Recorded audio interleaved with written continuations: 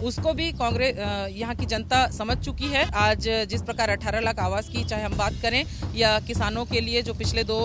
वर्ष के बोनस को देने की बात हमने कही थी उसको बोलें, या महतारी वंदन में बहनों को 1-1 हज़ार रुपए देने की बात हमने कही थी, उन पर भी हमने अमल किया है और 2 महीनों का हमने बहनों के खातों में पैसा डाला है। जनता कहीं न कहीं उनको विश्वास है कि भारतीय जनता पार्टी जो कहती है वो करती है। कांकेर लोकसभा क्षेत्र के सिहावा क्षेत्र में इस वक्त हम मौजूद हैं और कभी विधायक रही पिंकी ध्रुव हमारे साथ हैं। वर्तमान में भारतीय जनता पार्टी की किसान मोर्चा की राष्ट्रीय मंत्री का दायित्व देख रहे हैं आप। पिंकी जी, कैसा माहौल है यहाँ पर? अपेक्षाकृत चुनौती भाजपा के लिए ज़्यादा होती है। कांकेर लोकसभा में एक तरह से यहाँ से कांग्रेस को बढ़त मिलती है, इस बार कोई रणनीति है आप लोग?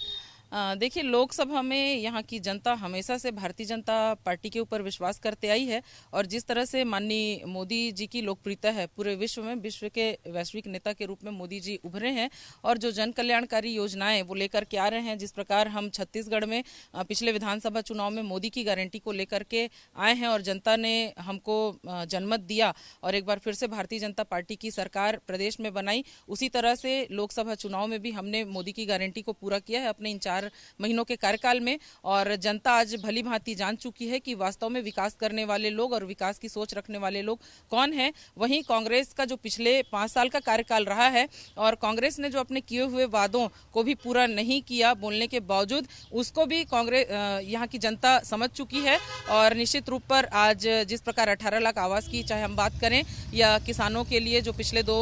वर्ष के बोनस को देने की बात हमने कही थी उसको बोलें, या महतारी वंदन में बहनों को 1-1 हज़ार रुपए देने की बात हमने कही थी, उन पर भी हमने अमल किया है और 2 महीनों का हमने बहनों के खातों में पैसा डाला है। तो जनता कहीं ना कहीं उनको विश्वास है कि भारतीय जनता पार्टी जो कहती है वो करती है और आज जनता का पूर्ण समर्थन भारतीय जनता पार्टी के साथ है और 11 में 11 सीट में हम चुनाव जीत करके आएंगे। कांकेर लोकसभा क्षेत्र में के लिए इस पे खास तौर पर आप लोग की कोई तैयारी है यहाँ पर, या कौन सा मुद्दा चल रहा है? मोदी का चेहरा चल रहा है या जो प्रत्याशी दिए हैं उनका एक प्रभाव यहाँ पर ज़्यादा है?